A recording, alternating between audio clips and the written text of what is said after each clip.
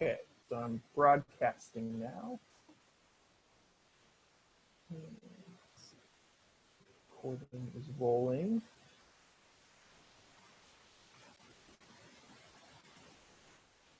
So welcome if you're just joining us. This is the City of Shoreline Natural Yard Care webinars.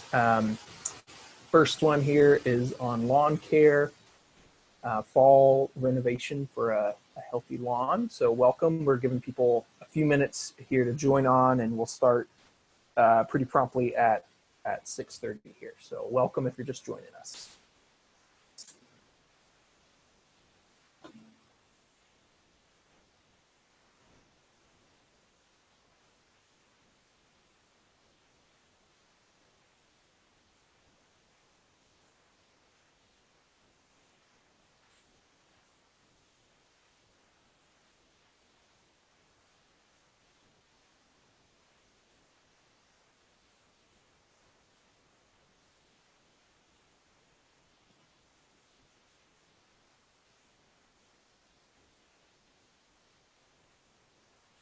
And so if you're just joining us, this is the natural lawn care webinars with the City of Shoreline. And yeah, so if you're looking for that, you're in the right places. First session is on lawn care techniques and fall renovation techniques for your lawn. And I've just went and launched a quick poll. So I figured while we're waiting, we'll give people, 4 or 5 minutes here to join on. You don't mind just going ahead and filling out. It's just a bit of an icebreaker to get a gauge of who we have here with us today and where people are at in regards to your lawn care practices. So if you don't mind, the poll should be live and you should be able to submit questions or submit your responses there. You can also, if you're new to Zoom, there should be a black box at the bottom that has a bunch of different buttons, one of which is a Q&A button. So if you have any questions for myself or the presenter, feel free to leave it in the Q&A, and we'll be saving some time at the end to take those questions for little things as they pop up. So please feel free to engage that way, just ask that you be courteous. So yeah, welcome if you're just joining us. We got a quick little icebreaker poll about our lawn care practices.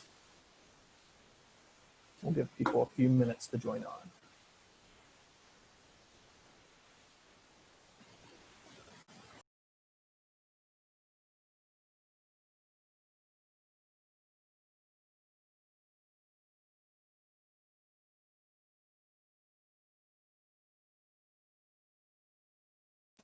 Awesome, thank you.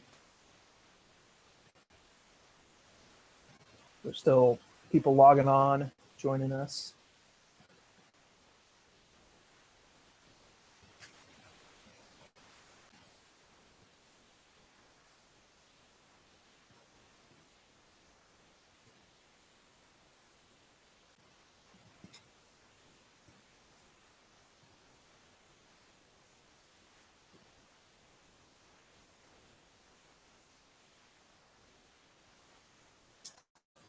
I have a question for Mary Lou that what if you don't use any of those things on your lawn? And that's a great point. I should have included an option for none of the above, but yeah, feel free to just leave it blank if you don't use any of the things listed under question 3.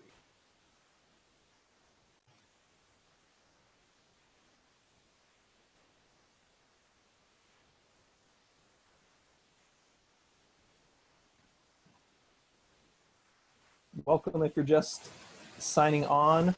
This is the natural lawn care, natural yard care series of webinars. We have 5 of these planned, and this is our first one looking at lawn care renovation practices. So I have a quick poll, just the icebreaker to get a gauge of who's here with us today, where you're coming from geographically and in terms of your lawn care practices. So if you don't mind filling that out while we're waiting here, we'll start in just like 3 minutes. So thanks for signing on, and yeah, we'll be launching here right at 6:30.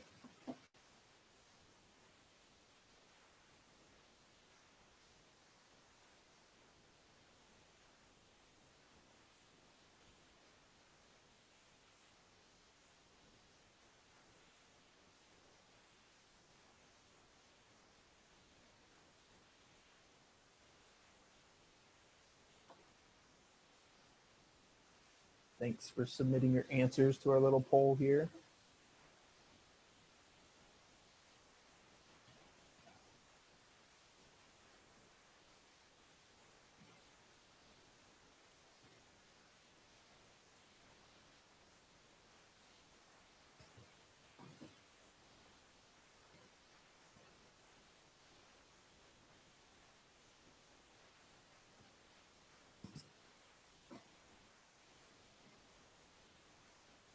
And we'll give people just about one more minute here. And I'll keep the poll up once we launch.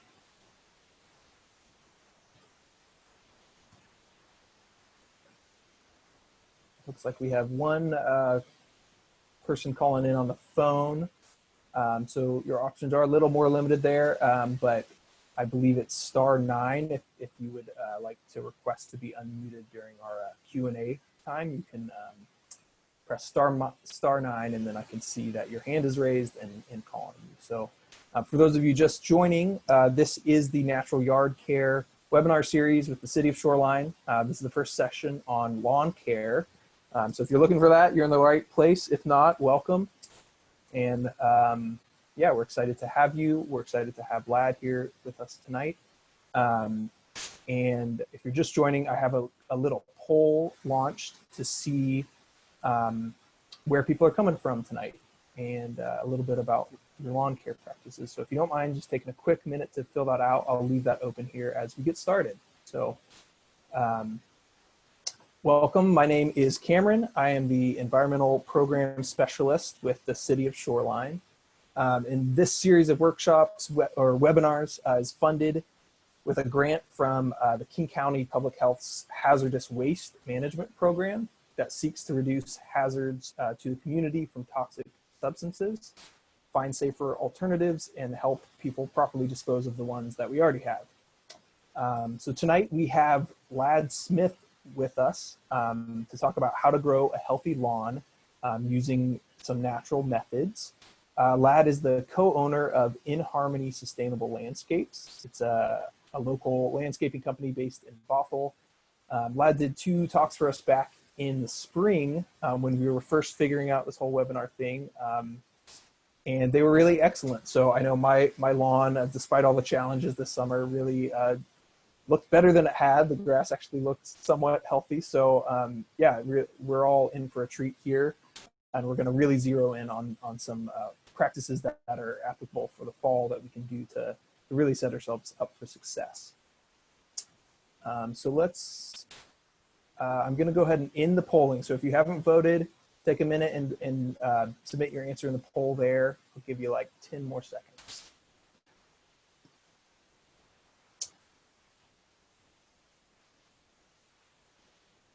Awesome, thank you. So I'm gonna close the poll. Thanks for those of you that filled that out.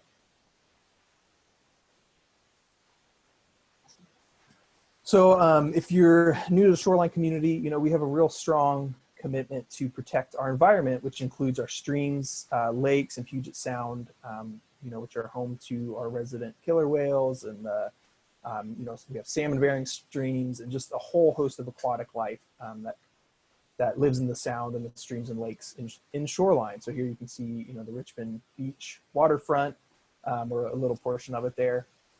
In 2018, the city earned certification from a group called Salmon Safe that really looks at, you know, to make sure all your buildings and facilities and operations are safe for aquatic life, such as salmon.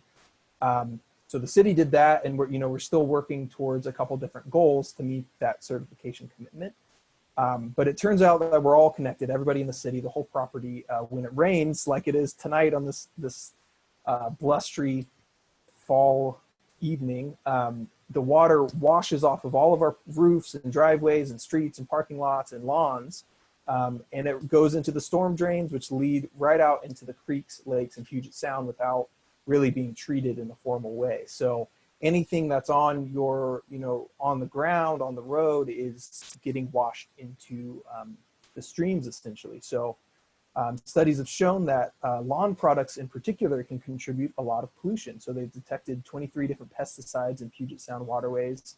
and more in urban areas than in agricultural areas. So that's really saying these are lawn products. 1/3 of all the copper in Puget Sound comes from pesticides and fertilizers that often contain copper. So copper is just really nasty for salmon, kind of totally disorients them and really hinders their development.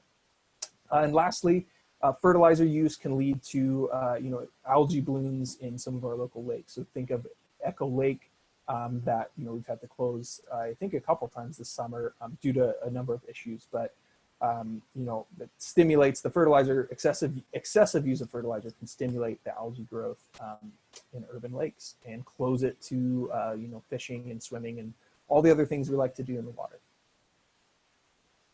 And lastly, many of these lawn products are simply hazardous for you and your family, your pets. They require special handling and disposal. So we'll talk briefly about where you can dispose of those safely. A lot of times it's not even the best thing for your lawn. So we'll hear from Lad about that and about some practices you can do to really have a healthy lawn. So if you're interested in going pesticide free, I have some of those classic ladybug metal pesticide free zone signs. So just go to this website that we have listed here, shorelinewa.gov/natural-yard-care. Scroll all the way down to the bottom, or there's a button on the side, and you can request a sign. You just have to commit, to not use pesticides essentially and use safe practices. So if you're interested in that, want a sign, fill out that request, and we'll send you one in the mail. Lastly, before I turn it over to Lad, I just want to say that we have some awesome giveaways this time. I have a couple of these Grandpa's weeder tools that are really handy for dandelions, might be a surprise, but getting out there in the rain and pulling those deeper weeds is actually it's really effective at this time of year. And then we have a couple bags of Walt's Organic Earthworm Castings, which is a natural soil amendment. And then our grand prize, so we'll be picking one person who, just by showing up tonight, you get entered in the raffle. And you actually can win 2 yards of Cedar Grove organic compost delivered right to your driveway. You can, put this stuff into practice right away and get going using that compost. So I'll announce the raffle winners in a follow-up email. And yes, we have some questions about, I'll be sending out the links that I mentioned today in the follow-up email in addition to the recording. So this is being recorded as well. So don't feel like you have to scribble notes too furiously. And I believe, yeah, so before I turn it over, just a few housekeeping things. We'll be going till about 7:40-ish, 7:45, and then we'll take questions. So we'll most likely be done, 8:15 or so at the latest. So feel free to submit your questions, as I mentioned, using the QA button, and we'll either stop and answer them directly, or we'll save them for the end and you can ask them that way. So you can also there's a thumbs up button. You can also like people's questions, and that'll bump it to the top of the list for us here. And then lastly, we'll I'll send a follow-up email, and just any feedback that you have, please include it in that email. So without further ado, I'm gonna turn it over to Lad. So Lad, welcome, and feel free to start sharing your screen. Outstanding. Thank you, Cameron. And thanks everybody for showing up. Okay, this will stop other person's screen. I'm saying yes. And Sharon, look at that. Almost like. It's like we've done this before. Like we know what we're doing. I'd say, look at this. Okay, this is the easy part now. Just doing that almost is making sure. So, so first of all, I'd like to thank Cameron and for putting all the effort into putting this whole series together. I mean, you might think that the only thing he has to do is get really good-looking people to do the webinars for him, but he also does a lot of back-end work to make sure this works for everybody. So I really appreciate everybody coming out tonight, and hopefully give you some good information. Like I said, like Cameron mentioned, this is a great time to think about renovation practices for your lawn. So this is the kind of lawn that we would like to see. Nice, thick, lush, vigorous growing, tenacious.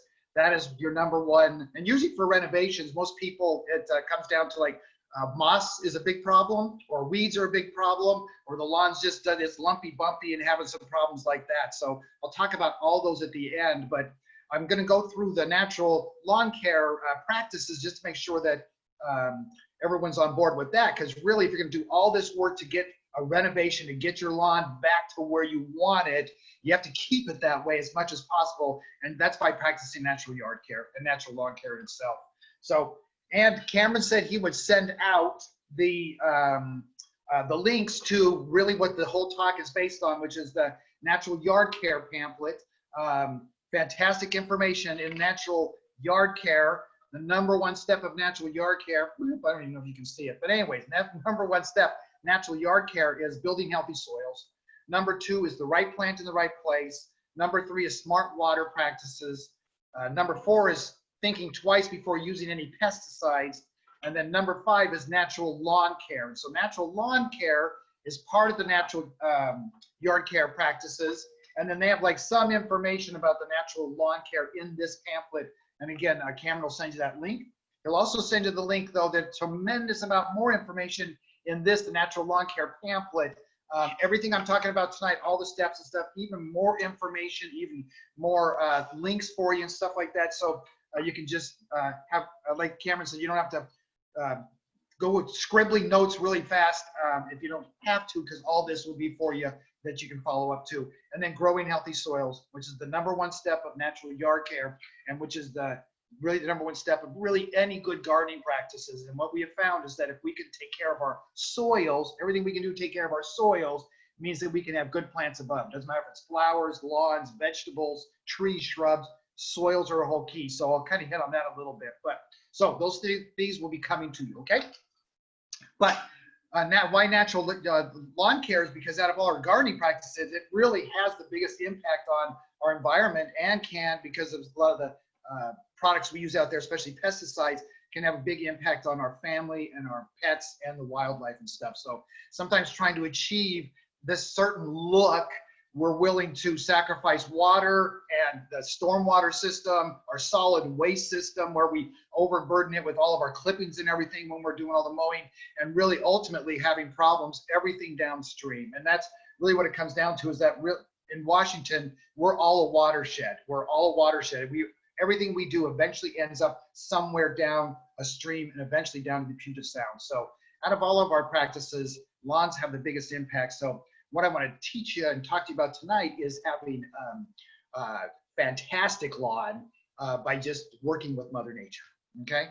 And there's different thoughts on lawn care. I mean, some people are very intense about it, and like want it to look like a golf course. And anybody who's been on a golf course, or anybody who's ever been in there in the morning when they roll up those garage doors, and there are literally, tens upon maybe 100 people sometimes to make the lawn look happy when it's mowed this tall, so people can come out and play golf. But it's really not a natural state for the lawns that we grow in the Pacific Northwest, and the type of grasses we'll grow, and I'll talk about that too. So, and we don't want to do it like on the right, where everything's just let go because Mother Nature takes over, because that's what she does. She's going to have a community of plants out there. So if we're not doing some things to help manage these landscapes and these lawns, Mother Nature will take over and does it very, very quickly. So it's really being a steward on the earth, and also knowing that we're not going to be in this taking care of this little plot of land forever. So it's our duty to take care of it correctly, to have the least amount of impact on the environment, family, pets, everything else, while we're trying to take care of and manage our landscapes. Okay. So again, this is what we're going for, because the number one thing we can do is have a healthy lawn. That's our #1 weed control. It's our #1 moss control. That's our #1 element to keep all those other things out there, by using Mother Nature's competition by a vigorous growing grass plant to help outcompete the other plants that we might not want in there, including the moss. So I'll talk about all those things here while we're talking about the renovation and what to do. Okay. So this is what I'm going to talk to you about tonight. A few thoughts on healthy soils, because again, I had that pamphlet, but #1 step in natural yard care is building healthy soils. And another pamphlet about building healthy soils has some tremendous information about it, on just continually to build healthy soils. We can always make them healthier and healthier. And if you have poor soils, I'll talk to you about some avenues to accelerate the healthiness of your soils. Okay. Then I'm going to talk about the 6 steps of natural lawn care. Then I'm going to talk about the types of lawn renovations that, especially a lot of people do in the fall time. And then really the number one thing is that if the lawn is not successful, even if you're going to do some renovation things or you've done it a few times and the lawn just isn't the most dominant plant, a lot of times it's because the wrong plant in the wrong place. And if we have it under big, huge evergreens in the Pacific Northwest, if we have it on heavy slopes, if we let it go droughty all the time, so it's poor soils, Mother Nature will take over with other things, which usually means moss and other types of plants. So if we're always struggling with those areas, it might be thinking of the big picture and redoing those areas instead of having lawn there where we can have garden spots that thrive in those other tougher conditions instead of just having grasses that when they're not happy, other things take over. Okay, so rethinking lawn areas has to be part of it also if it's just not being successful over and over, because gardening should be fun, and a lot of times it's not if we're having to pound our heads against the wall trying to make something happen that isn't. Okay, so number one thing about any good landscape is healthy soils. Okay, and the key to healthy soils is rich organic matter and a continued application of organic matter. It doesn't matter if you're mulching your beds or if we're adding compost and stuff like that. Mother Nature's world is that she's constantly renewing organic matter. Usually it's leaves falling out of the sky, pine cones, fir cones, seeds, flowers, whatever it is that's left on the ground that Mother Nature turns into this organic matter that feeds the soil. But when we remove those things all the time, we have to go back and renew that or the soils become depleted. So number one thing, healthy soils, is this renewal of organic matter, and compost is one of the best things we can do, okay? And here's what they did at the University of Washington at the Center for Urban Horticulture. They were looking at what lawns did with stormwater runoff, okay, how water reacts with lawns, okay? And so they planted on this upper one here, planted grass on our glacier till that a lot of times, especially if you live in an area that was developed, they took all the good soil out, flattened everything out, made it, where they could put foundations and streets and sidewalks and everything. But most of the time didn't bring back the amount of good soil that was taken away. Okay, maybe just a skiff in there, throw some grass on it. And a lot of times this is what the lawn looks like after a shorter period of time because it just doesn't have healthy soils. It's starting to turn yellow. It's getting some moss in here. It's getting some weeds in here. It's thinning out. It's just not a good lawn because the soil's not good. And the only difference between this upper lawn and this lower lawn right here is that they amended the soil, which means adding compost to the soil and rototilling it in. So you're adding it to the existing soil, and then they put the lawn on top of that. And look at this lawn. It's lush, it's green, it's thick, it's tenacious. And that's what we're going for. And the difference between these two lawns is just compost being in the soil and the upper lawn not having it. So just adding organic matter is a huge key for having a successful lawn or any successful plant. And because, again, they're doing this for stormwater runoff, they would put water at the top up here, and they watch the water run down, and they would collect it at the bottom here.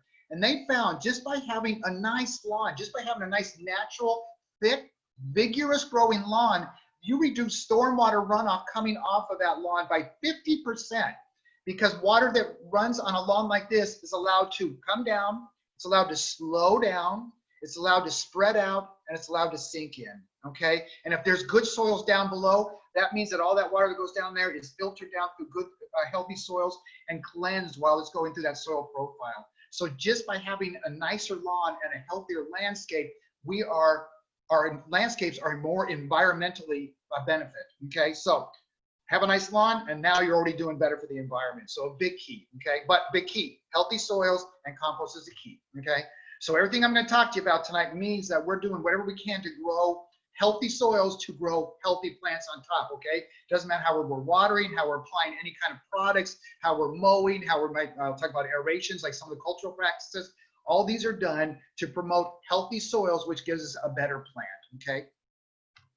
So here, let's talk about the 6 steps of natural lawn care, and it's in those pamphlets that I have. Most of these practices, most people do already. Sometimes it's just tweaking them a little bit, but the practice I'll talk about is mowing. Fertilizing is number 2. Number 3 is watering. Number 4 is a cultural practice called aeration. And while we're doing that, we can overseed. And while we're doing that, we can top dress also. So I'll talk about all those. If you're doing all those, you'll see the lawn's getting better and better and better, which means a lot of times you don't have to use any pesticides. And that's the number one goal, is that we reduce immensely and hopefully eliminate eventually any pesticides that are being used out in our gardening practices. And maybe just so we're all on the same page, when I talk pesticides, the Latin aside means to kill, okay? So when you say like homicide means to kill another human being, genocide means killing a lot of people, pesticides means to kill pests, okay? So in horticulture, we have a lot of pests that we, under the umbrella that we use for killers. So we use insecticides to kill insects, mammaliicides to kill little furry creatures, fungicides to kill funguses, miticides to kill mites. We use herbicides to kill plants. We use all these different kind of killers under the umbrella of pesticides, okay? So, but the number one pesticides that we use in lawns are the herbicides, and that's the plant killers or the weed killers, okay? So we want to reduce those or eliminate them as much as possible. And again, a good healthy soil is our number one way of doing that, okay? And again, if all these things we're doing and it still might not be the lawn that we want because something just isn't happening because it might be the wrong plant in the wrong place, we have to have the ability to rethink lawn. Because a lot of times people put just grass down in every area thinking it's the easiest to take care of. And it is easy to take care of when it's happy and when it's in a spot it likes. But if it's not, it can be an unruly little critter and all of these other things come in that we don't like come in there, and then we're not happy with it. So rethinking the lawn sometimes can be a step to reducing the lawn and having an easier landscape, okay? So let me talk about mowing first. Matter of fact, I was driving through Bellevue and I saw this written on the garage door where, you know, if you're coming home and there's the, your chores are being written on the garage door, then you, anyways. So, but it doesn't matter if you're telling the person what to do by writing on the garage door, or you're the person who's doing the mowing, and it looked like a majority on the poll, looked like the majority of the people do their own mowing. The number one thing you can do for a better lawn, and this is, you know, again, if you're going to renovate and take care of your lawn, the number one way to take care of your lawn long-term and make it happy is to sharpen the blade, okay? Sharpen the blade. Way too many people go where they might not have ever sharpened or changed their blades year after years. And I'm not talking sharp like a razor sharp, but it's sharpening where it's actually cutting the blade instead of beating it, okay? And when we cut lawn, it's an injury, okay? So the lawn has to be able to recover from that injury, and the easiest way to do it is with a nice cut, okay? And I've seen lawns where the lawn looks okay, but it has this yellow haze on top of it from afar. And when you get closer and you look at the actual grass blade, what has happened is that the grass is not being cut, it's being beat by a dull blade. And so it gets all frayed at the edge because it's not a good cut, and all this area down below just kind of dehydrates and gets all frayed, and it just looks like straw. It just looks junky. But yet, if you mow with a sharp blade, your lawn looks really good all the time because it's a nice cut and the lawn recovers from that cut easily when it's a nice sharp blade. Okay, so for most homeowners, that might mean get it sharpened in springtime, and that might be enough to get you through the season. If you can do your own, and you can take it to any equipment place and they can do it for you where they service lawnmowers. Some people, if they're handy and have a grinder, can do their own sharpening on a grinder. Just, again, you just kind of get it to a nice edge instead of taking out the big chunks and stuff like that. But if you can do your own and be able to do it like a couple times a year, a significant difference by having a sharp blade. So either sharpen it or buy a new one. A new one sometimes costs like maybe $30, but that investment on how the lawn looks will be worth it in spades. So sharpen it or buy a new one, but it's really worth it to do to get a better lawn immediately, okay? And for our grass plants around here in the Pacific Northwest, we want to mow a little taller, okay? And again, it's not a golf course look. It's a natural look that the plants grow better in when we're going a little taller. Plus, when the lawns grow a little taller, they're more of a competitor versus weeds. You know, if a lawn's this tall, a dandelion just has to get up a little bit, get leaves all over, and now it's out competing the lawn. But if it has to go up through about 2.5 to 3 inches, a lot more energy to get up there before it starts doing its thing. So you make those plants work harder. So a thicker lawn's better by mowing taller. And we want to see it about 2.5 to 3 inches, okay? And when we mow, we never want to take off more than 1/3 of what has grown, okay? So if we're cutting to 3 inches, you let it grow up to maybe 4 inches and then bring it down that 1 inch. But we don't want to let it get to 6 inches and then bring it down. It's just for good health care of the plant by not cutting off too much and leaving enough down below so the plant can recover from it by photosynthesizing with its grass blades, okay? because really grass plants in themselves are one of the most unique plants there are, where most plants grow like trees, shrubs, flowers, everything, they're growing to get bigger and bigger and bigger, and all the growth goes to their tips, and that's how they're constantly every year growing larger and larger and stuff. With a grass plant, all the growth comes from this area right here, the crown. And the crown is the transition area from the root system down below, and the grass blades growing on top, which are really, again, the plant's little photosynthesizing blades. That's how it generates energy, and that's how it recovers from this mowing, by leaving the grass blades on there. Okay, so this crown area, again, the transition, roots down below, grass blades above. Okay, so if people are mowing too low, and this, you see this all the time, where the grass is green before mowing and then it's yellow after mowing, that means that people are cutting right to the crown or right above the crown. That means the plant has to take energy from its root system in order to recover that. It's like us taking money out of our savings account to pay bills all the time because not enough money's coming in. With grass blades, it's the same thing. If it cannot generate energy through the grass blades, it takes energy from its roots to recover that. And if a plant has to do that over and over and over again, it's losing way too much energy from its roots. When it's allowed to grow taller, it recovers a lot easier from it, okay? So we never, ever want to mow too low. And a lot of people tell me they mow really low because it takes long for the lawn to grow up, which means they don't have to mow as often. And that's really not the way to do it. Mowing is a managed practice by working with the plant to make it a happy plant, so we don't have a bunch of other things go wrong that we're spending more time having to do, okay? So spend the time mowing correctly and you'll get the advantages out of it, okay?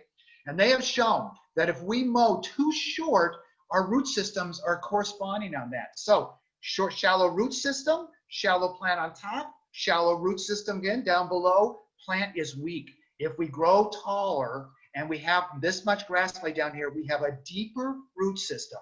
And also with bunch grasses, and I'll talk about the fescues here a little bit later, but with the bunch grasses that we grow, when the plant is happy, it sends out side shoots, okay? So when it's happy and has a deeper root system, then the plant thinks, okay, I can expand, and starts sending out these side shoots, and you will naturally thicken up your lawn by having these bunch grasses thickening themselves up, okay? But they won't do it if you're mowing too short, because the plant can't recover from that. It's not into an expansion, it's just into a maintaining, trying to stay alive thing. So taller plant means deeper roots, and we're looking for that. And they have shown, they've done lots of studies on lawn. You mow low, the plant can recover from it. Lawns, grass plants in themselves are very tough plants. Again, they can't do it over and over and over because it's not how the plant's built. But you mow low, you have a shallow root system, but it can't recover from it. If you mow taller, and it can recover from that, it gets a better root system and sends out side shoots, okay? Tillers itself up. So naturally, mowing taller and having the lawn happier, you thicken up your lawn. A thicker lawn is number one, moss control and a weed control, okay? So mow a little taller, okay? Also with mowing, as much as possible if we can, we want to use a mulching blade, okay? And there's lots of different kinds out there, and I'll show you here one. Matter of fact, I'll show you what it does here. But what we're trying to do is take these bigger blades like this, and with a mulching blade, cut it into smaller little pieces that are then pushed down onto the soil surface. A lot of times what this does for us is it feeds the soil, because we're putting organic matter on the lawn every time we mow. So we're doing that annual, or not even annual, we're doing that renewable organic matter. And also just by removing the clippings, you're spending a third of the time more by just taking the bag off and having to put the clippings somewhere. So by mulch mowing, you save yourself time by just leaving the clippings on the lawn. And if you use a sharp blade, and they have shown if you use a sharp blade, you can actually mulch mow almost year round up here, okay? Now, if the lawn gets a little too tall on you or a little too wet, you might have to just bag those clippings because you don't want to do it where it's clogging it up. But if you're staying on top of it, you can mulch mow almost year round around here, okay? And again, what happens is that when the most traditional cutting blades, it cuts once on this one edge right here. Most of the other mulching blades now have these additional cutting edges to make it really shredded up into small pieces. Put it down on the soil surface. You never even know that you're leaving the clippings down, but the benefits are immense by just adding organic matter to our soil on a regular basis, okay? And then the third step of the mowing, so it's mowing a little taller and mowing a little more often. And this is the part about mowing a little more often, is that in spring, we get a huge surge in growth. That's just how plants grow around here. And then it always kind of slows down in summertime. And then we get another rush in fall time, but not like the springtime. But while this is happening, it means that like in spring, we might have to mow a little more often because the grass is growing, especially if you're mowing a little taller. So like at my house, I was mowing every like 5 days. Now, I think I have about like 4,000 square feet of lawn, but I can get it done pretty quick mulch mowing when I'm keeping it on top of it. So you might have to mow a little more often in spring, a little less in summer, maybe once every 10 days if you're still watering and stuff like that. And then it might be ramp up a little bit to maybe once a week in fall time. Every lawn's different. Every grass grows different depending on how the soil is down below and how you're taking care of it. So it becomes more of a manageable thing on like how often you have to be out there to make sure you're just taking a third of the clippings off on a regular basis to keep it under control, okay? So first steps then are, again, mowing high, mowing higher, mowing a little more regularly in spring and fall, and then leaving those clippings as much as possible, okay? So mowing, it makes a huge difference, especially with the sharp blade by doing this too. You'll see an immediate difference on your lawn, whether it's struggling right now or whether it's doing okay, it'll do better by doing that, okay? So the second step is fertilizing, and really fertilizing in itself, lawns need additional nutrition in order to grow well, okay? And if you're mulch mowing, you are adding, because those clippings are green, you're adding nutrition all the time by mulch mowing, okay? And another thing about mulch mowing, that if you're going to take fertilizer and put it on your lawn and grow the lawn green, and then you cut that off and put it like in the yard waste or something like that, you've now taken your investment from the fertilizer, grown your lawn, and now you've thrown that investment away. Reuse your investment by leaving those clippings down when you're doing your fertilizing. If your soil's healthy, if you're mulch mowing correctly and your lawn's doing well, some people can get by with a couple fertilizations of a year just to try to keep things going and stuff like that. But if lawns are poor or the soil's poor, it might mean it's a couple more on top of that, but using lighter rates so that because the soils and the roots aren't as deep, okay? But the number one thing that we want to do with any fertilizer is use a natural or organic fertilizer, okay? Please, no quick release and no weed and feed products anymore. And I'll talk about the weed and feeds in a little bit, but they're a big problem with our waterways. So when we want to give nutrition to the plant, we're going to do it by putting it onto the soil, let those little soil organisms do their thing, and then they feed the plant for us, okay? So you always want to look for organic fertilizers. And I would say go to a good garden center. They will give you the good products and tell you how to use them correctly and stuff like that. I don't recommend going to like big box stores because a lot of times they sell the same products here that they do, including seed and fertilizers that they do in New Orleans or New Jersey or Michigan or something like that. So we have unique plants up here, unique growing environment. Go to a garden center and they'll turn you on the right things, okay? And so with all fertilizers, to kind of finish up on that, these three numbers that are on every bag is nitrogen is the first one, second one is phosphorus, and the third one is potassium. So it's NPK. Every bag of fertilizer has a guaranteed analysis of these three elements on there. They might have some more micronutrients, but every one of those will have a guaranteed analysis. So this is a balanced fertilizer, which most people would use for roses, flowers, vegetables, and stuff like that, because most plants need a little bit higher amount of each one of these, more of a balanced one. But for lawns, we want to see this middle number being a 0 or a 1.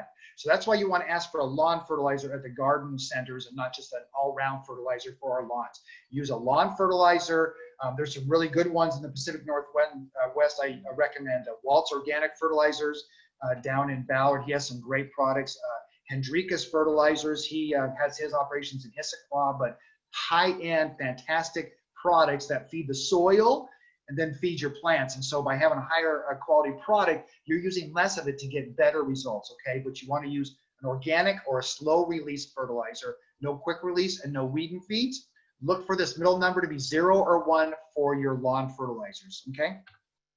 And it doesn't matter what kind of fertilizer, I'll talk about lime here in a minute, if you're using that or whatever you're using, if we're putting something all over the, throwing it out into the landscape, if anything gets on driveways or hardscapes or sidewalks or patios or whatever it is, we have to remove that and get it onto the soil so it stays there and can do what it's meant to do. So even if we're using an organic fertilizer and we're throwing it all over the sidewalk and the rain hits it like we hit today, we're still doing damage. Organic fertilizer, still doing damage. So all those products have to be kept up, clean it up, make sure that all those products are left on the soil instead of hardscapes, okay? And then if you're doing your own, always follow the guidelines. They put specific instructions on those products so that you can get the best results with the least amount of over-fertilization. So, and I recommend for most people, it's like maybe try to half rate what they're telling you, put that down, see how it reacts. If you think you need a little more, you can put down a little more. It's easier to put down smaller increments of a little bit more than just putting down way too much and then having a bigger problem with it, okay? So follow the guidelines, reduce them if you can. You will be able to reduce them if you're mulch mowing because you're adding that organic matter and that nitrogen through those little clippings. So it becomes a management practice on your landscape, okay? And then to do it right, again, doing it right so you really get the best results. For lawn fertilizers, there's two different kinds of spreaders, okay? One's a broadcast spreader. That means that the fertilizer falls down onto a little paddle that's going around and it kind of shoots it into like a 3 or 4 foot pattern. And then there's drop spreaders, which is just like a hopper right above the 2 wheels. And when you open it up, it just puts fertilizer right between those 2 wheels, okay? So right now, this person had a drop spreader and thought they had a broadcast spreader. So that looks like a reasonable pattern for a broadcast spreader if you think you're getting like a 3 or 4 foot a spread on your pattern and stuff like that. But know what you're doing, do it right. Now he's got way too much fertilizer here and not enough there, not getting the results. And let me say one quick thing too about fertilization is that most lawns, like I said, need a little bit of fertilization. If people choose not to fertilize at all, the lawns can struggle a little bit more. And there was an article in the Seattle Times here a couple weeks ago about fall renovation, same kind of stuff I'm talking about. And there was a turfgrass lecturer at the University of Maryland's Institute for Applied Agriculture, and he said, a lot of people don't fertilize at all. And if you don't, you're going to have weeds that are more competitive. So, and it's kind of true. You need to keep the plant up and growing and moving and stuff like that, or Mother Nature's going to throw other plants in there, okay? So it needs to be done mindfully and thoughtfully. But for lawns, to really grow them well, we do need to add a little bit of nutrition to their growing patterns, okay? So, and like I said too, no more weed and feed, please. No more weed or feed, or what we call dual combination products. This is like moss control plus fertilizer, herbicide plus fertilizer. You feed with organic products when you need to, and then you build up the health of the lawn, and then you tackle some of those other critters, and I'll talk about that here in a little bit. But please do not go for the easy route. Most of these products that are the combination, the nitrogen numbers will probably be like 21 to 25. Way too much nitrogen. It's going to be leached away and cause more problems and stuff. So use an organic, slow release fertilizer for the results that we're looking for, okay? And for most lawns around here, they become acidic over time because of the leaching of the minerals from our soils through like rain. So we get all these winter rains and it actually leaches minerals from the soils, which means our soils become more acidic over time. Now, rhodies love acidic soil, moss loves acidic soil, but grasses struggle in acidic soil. So by putting down lime, and this one's dolomite lime, so this one has magnesium and has calcium in it. There's another one that just has calcium. One of the product names is Calpril. But dolomite's really nice because it's magnesium and calcium, and our bodies need those minerals. Plants need those minerals. They are really good minerals. So to put a liming application to keep that pH in a reasonable range keeps the lawns happy, okay? And I've gone to lawns where they're really struggling color-wise and stuff like that, and the people say, man, I fertilize. I'm over-fertilizing, but I'm just not seeing anything come out of it. And we do a pH test and find out that they are into a low range. Lawns around here like to be about 6 to 7. You know, we don't see anything usually 7 because of our acidic soils. But I've seen soils down to 5 and 5.0 and stuff. And what happens just through soil chemistry is that when we get this low, even those nutrients are in the soil, they become unavailable for plants because it's just how chemistry works. So you bring that pH back up into a reasonable range into here, and now all these minerals become available in abundance for the plant, okay? So you can reduce your fertilizer costs and get better results by liming on the soils, okay? So a lot of people too probably don't know if their soils are acidic or how acidic. So recommend a soil test if you can. I really like these people up in Burlington, local people, Simply Soil Testing.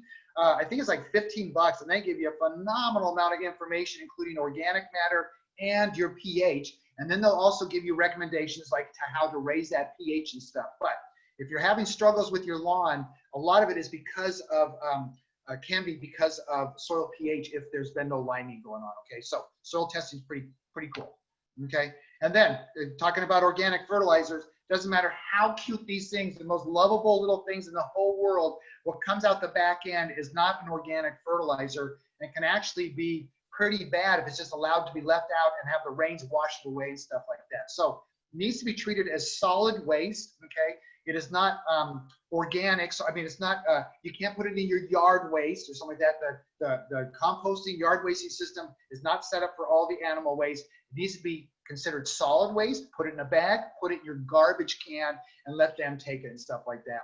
And then two, I've seen a lot, even had a couple people ask me where they see yellow spots in lawns from dogs, and that is from the urine that is way too much salt, and it actually pulls all the moisture from the grass plants that it's around, stuff like that, and that's what gives it that yellow look. So just by flushing those areas with water, it leaches out that extra, those extra salts, and then you'll probably see where that area will even green up more and grow and stuff like that, because there does become a time where it becomes balanced, where that is nitrogen in that urine, and that's the lawn's reacting to that and stuff. So just flush it out if you have those yellow spots, if you're seeing those in your lawns and stuff like that. Okay, easiest way to deal with that. But anything that comes out the other side, again, is solid waste. Okay, so number one's mowing. Number two is fertilizers. Let me talk about watering, because what we have found is that, like when I moved here 30 years ago, didn't have to do a whole lot of watering because it stopped raining like July 5th, and then it started again like August 5th. You know what I mean? So there might be 1 month in the middle that we never had any moisture come out. It's a lot different now. We're seeing a lot more irregularity on moisture coming down in our spring and our summertime, and a less amount, okay? So there's been a couple of years where like the spigot gets turned off from Mother Nature in April or May. We're seeing lawns go dormant in May or June, way too early for those plants not to have moisture. So we do need to water if it's needed, because we're not getting enough moisture down from Mother Nature, okay? And really the whole key is knowing how much your sprinkler puts out so you can be a responsible water user when you're going to use water, okay? And so the number that we ask everybody to come up with is 1 inch, okay? If you know how long it takes your sprinkler to put out 1 inch of water, it becomes a lot easier then for you to become a good water manager, because then you want to put that 1 inch usually on once a week if we don't get any moisture out of the sky, okay? Another thing too is like maybe get a rain gauge so you can see how much is coming out of the sky. So then you're just supplementing that 1 inch, okay?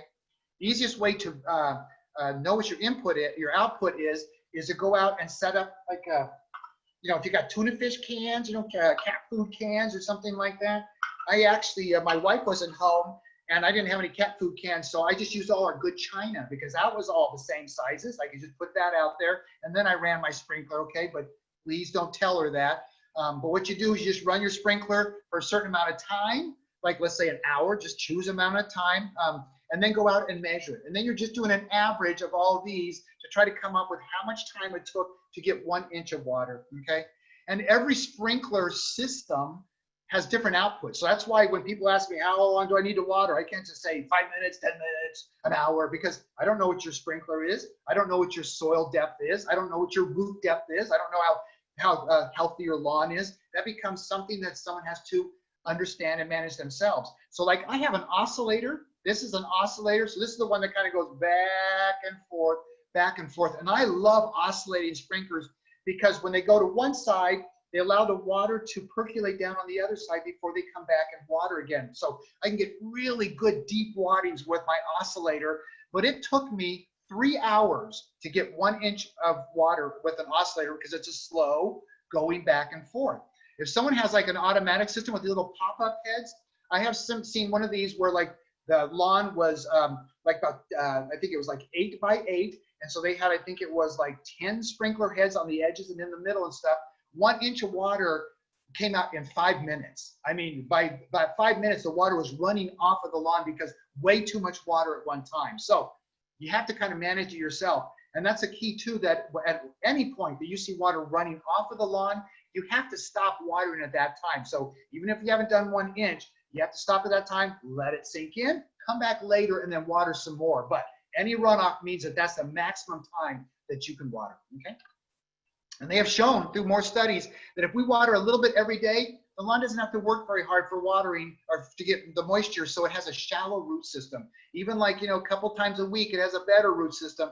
But they have found that if you have a good soil system and you allow that soil to dry out during the rest of the week, so you water 1 day a week, you allow that 1 inch of water to fill up 6 inches of soil like it does here, you will actually train your roots to go down into the soil looking for that water and finding it and becoming better and better and better. So you can train your roots to go deeper in your soil by good water management, by putting that water down, hydrating that soil profile, and then letting it dry out a little bit later on, okay? So management becomes, again, if you're watering correctly, you're developing a better grass plant. And this is what we're looking for. Here's a customer where we help them out here, and you can see root systems 9 inches deep on this soil. And look at the lawn back here and on top. I mean, thick, vigorous growing, tenacious turf and stuff like that, because it had a corresponding root system. Down below here, where I actually, you know, had to dig this out with a shovel, and you just clay down here, white caliche clay, no topsoil, literally unbelievable that this plant is growing, has any kind of a root system to survive in that environment. So I mentioned it earlier, grass plants are very tough plants. They can survive, they can do okay. We want lawns that thrive. We want lawns that are tenacious, and that's what you do with good mowing, good fertilizing, and good watering and training those root systems, okay? So they're all three. They actually call those three the three stools of the good lawn, the 3 legs of the good lawn stool: watering, fertilizing, and mowing. You take away one of those legs and not doing it well, the stool's not going to do well. So those are the big 3 we want you to think about, okay? And I highly recommend anybody who's doing any kind of gardening, get yourself a soil probe, okay? I kind of put up here Steuber's. I'm in Snohomish County. They're downtown Snohomish, high-end horticultural place. Get a good soil probe, okay? Don't get a cheap one. If you're going to get online, make sure it's quality and stuff like that. Most of these are probably going to run you, I think, $70 or $80. But if you're a gardener, it's the #1 tool to understand how your actions are progressing in your landscape. So I go out and water. I go out and put this in the soil, pull it out just like this. I can see how deep my roots are, how deep my watering is, and make sure that I'm getting it better and better and better and stuff like that. So we have a lot of clients thinking, I'm doing watering and it's doing okay. I'm watering for a long time and whatever it is. But until you use one of these to know that that water is penetrated and percolated that soil, you're really kind of just guessing how your water is. So highly recommend a soil probe to really understand what's going on without having to like take a shovel and dig out big chunks. Really not invasive, but gives you fantastic information. So get yourself a soil probe. Okay, and in the past, lawns have gone golden when they don't have enough moisture. And you should know that grass plants are the only plant in themselves that when they don't have enough moisture, they're able to dehydrate themselves and go into this just a hibernation period until 3 things happen, which we're seeing right now in fall time. #1 is cooler days. #2 is moisture comes back. And #3 is that the days are shorter. Okay, so if you're starting to see your lawn go golden in May, it doesn't matter how much you water, it will not come out of that dormancy because it hasn't gotten into shorter days and cooler days. Okay, the lawns won't go up and down out of dormancy. They go into it once, come out of it in fall time. Okay, and lawns do go dormant when they don't have enough moisture in their root systems. Okay, but it's a very delicate state. There's no moisture in that plant. So if you're going to have a lot of action out there, and you're going to still have your family picnics and badminton and stuff like that on a dormant lawn, you're actually damaging your crowns of your plants. You're damaging the life force of those plants because the moisture gives them resiliency. It gives them toughness. So when they're in that delicate state and then we're trampling them down, you're going to have to do a renovation every single year. So if you want to keep your lawn where you're having that kind of action on your lawn, you've got to water. You do not want to let it go into this golden state, okay? But if you do let it go in this golden state, and what we're finding again is that if it's starting to go golden in May, even though it's not going to turn green, you still have to water 1 inch of water per month. Okay, it doesn't have to be every week, but give it 1 inch of water so you just don't have the soil become so dehydrated that it becomes a problem in fall time when we get a good rain like this, where if there's any moisture in that soil, it'll just immediately rehydrate that soil. But if your soil's really, really dry, you can go out and check your lawn after, or check any soil in your landscape after a water that came down like today, and it'll be amazing how little went into the soil because of how dry it is, okay? So don't let it get that dry. 1 inch per month if it's gonna go golden on you. So this is what we see most of the time. As soon as it starts getting warm or something like that, areas of the lawn that don't have enough moisture in the root system start going into this dormant state. Now you can see on this lawn, because it's kind of sloped down here, a little bit of moisture was able to collect down here, and then under shady conditions where it's not such intense with the heat, the lawn stays greener also in the summertime. So it can be a small amount of moisture that's in these areas. That's the difference from it being green and being okay and going into this dormant state, okay? And like I said, for most lawns, they can do it for 6 or 8 weeks if they're not having a lot of action and stuff like that, because that's how they're kind of set up. But after that, they need to have moisture in order to start being okay. But what we're finding is that if they start going into this dormant state too early, or if they don't get any moisture, lawn starts thinning out. And that might be one reason why people have to do renovations in fall time, is because the lawn just didn't do very well during this dormant season. So easiest thing to do is just give the lawn water, okay? Keep the lawn happy, keep the lawn growing, so that when you don't get it thinning like this, as soon as it starts thinning like this, Mother Nature's gonna have weeds in here, Mother Nature's gonna have moss in here, because that's how she works. So a thick lawn is our #1 weed control and moss control. Okay, so mowing, fertilizing, watering, the 3 legs of the stool. Culturally, one of the best things we can do for lawns, and this is the perfect time of the year to do it, is aerations. And then if you're really going to do it well, you can do a little seeding. And if you really want to do it well, you're going to do a top dress, okay? But let me talk about aerations. And really, for most renovation work that we're going to be talking about here in a little bit, this aeration, seeding, and top dressing is usually part of the renovation, because you need to thicken up the lawn again, okay?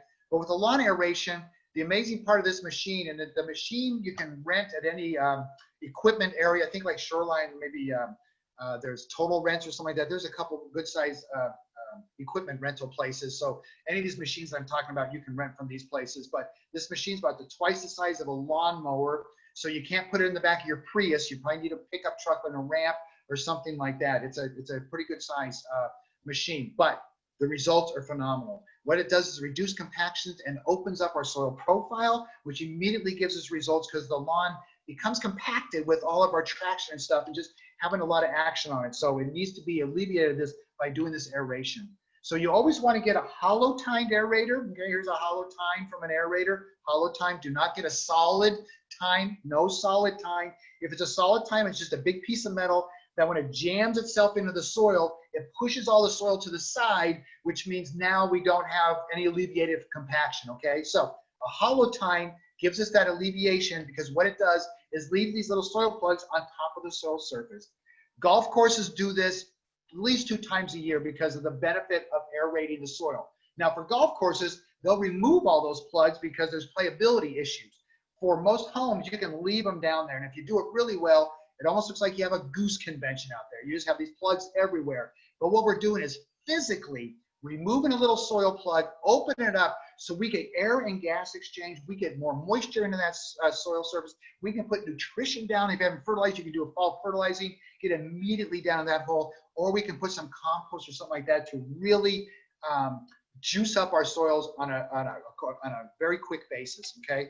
And they have found that even if you have a thick thatch layer, and I should say that every turf environment has a small thatch layer, okay? And thatch is just like the little recycling center where the crowns are at, where it's like old blades and old crowns and stuff like that, old roots, and then Mother Nature and good soil just constantly recycling them and just using the nutrition again.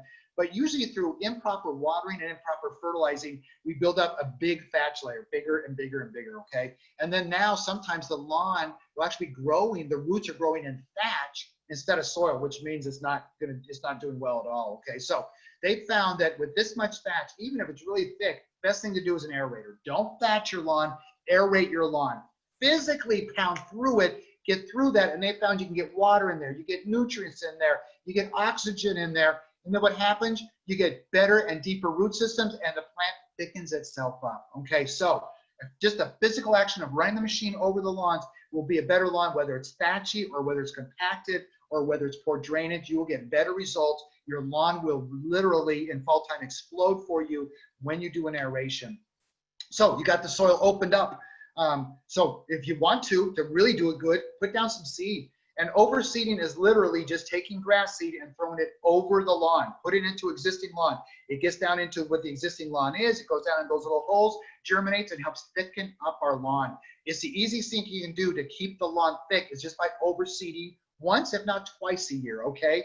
You put down 4 to 5 pounds per 1,000 square feet in an overseed. It'll be more if you're reseeding, and I'll talk about that a little bit later, like if you're removing moss or something, you'll have to reseed. But just overseeding, about 4 to 5 pounds. If you're reseeding, probably double that, okay? Best time to do it, April to mid-June in springtime, September through October. So right now, we are in prime aeration and overseeding time, okay? And fall is my favorite time to do these actions. I'll tell you a little bit later why, but just know that in springtime, if you're gonna do the seeding, you have to water your grass all summer, okay? You cannot let this lawn go dormant if you're throwing seed out there in springtime, because it doesn't give it enough time to germinate, establish, and be able to get through not having moisture. So all those new little seedlings will die if you don't water the entire summer, if you overseed in spring, okay? So, and you want to use quality seed. I recommend, again, go to a nice garden center, talk to them. They'll set you up on quality seed. It'll usually be called, like this one's Sun and Shade. They have Northwest Blends, but they are perennial ryegrasses and they're fine fescue grasses, okay? And they'll have 2 or 3 different kind of perennial ryes, have 2 or 3 different kind of fine fescues. They add them all together in a blend. You can't tell them apart. You can't go fescue, rye, fescue. You can't do that. They all grow well together, but the ryegrasses establish quickly so they can get the lawn up and growing. The fescue grasses are the bunch grasses. So they come in a little slow and then they start thickening up. So it's a great blend to get us the benefits, to get the lawn rolling and handle soggy conditions, dry conditions, sunny conditions, semi-shade conditions. There's no shade loving grasses. These are shade tolerant, like maybe under deciduous trees where they get dappled sun, but none of these will do well under conifers or anything like that. But perennial ryes, fine fescues, you look on the bag, you'll see like 5 or 6 different kinds of seeds. That's what you want to grow, is a quality grass seed out there. So go to a good garden store to get it, okay? And then really, if you really want to do it right, you're going to top dress. And top dressing your lawn is just a small layer, like a 1/4 inch. Literally, you don't want to bury your lawn. You're just putting a little layer of compost into those holes, and then like a small 1/4 inch layer on top of your seed to protect all that new seed. And if you do all 3 of those things, your lawn will explode, especially in fall time, okay? So it's literally taking the compost, throwing it out on the lawn, raking it some ways this way, raking it this way, going back and forth, getting out the big parts, putting it into the lawn, so the lawn will look dark afterwards. Actually, it look better already just by having this darkness in your lawn. But again, you don't want to bury it. You don't want to see with an area like this where there's no grass growing through it. You want to see the grass still. All you're doing is just covering up seed with a small layer, filling in holes. It doesn't take very much compost to do a large area, so you'd be amazed how quickly you can do this, and the results are phenomenal, okay? And this is a product that I'm really excited about, because we find in the Pacific Northwest, especially in our heavy clay soils, and I never recommend adding sand to soils. Like if you're gonna do an aeration, add compost, never add sand. Sand and clay start making concrete, and it takes tremendous amounts of sand to do any difference in a concrete soil, so it's not even worth it. But there's this product right here, Axis DE, diatomaceous earth. And what it does is it's small shells that are all together, that it never loses its soil structure. So we have found really nice results in soggy soils or in really dry soils where you aerate, put access into those holes, and then a little bit of seed and then compost on top of that. And this access never loses its soil structure. So if you do a regular aeration, you'll find that like probably after 2 or 3 weeks, all those holes have closed themselves up, okay?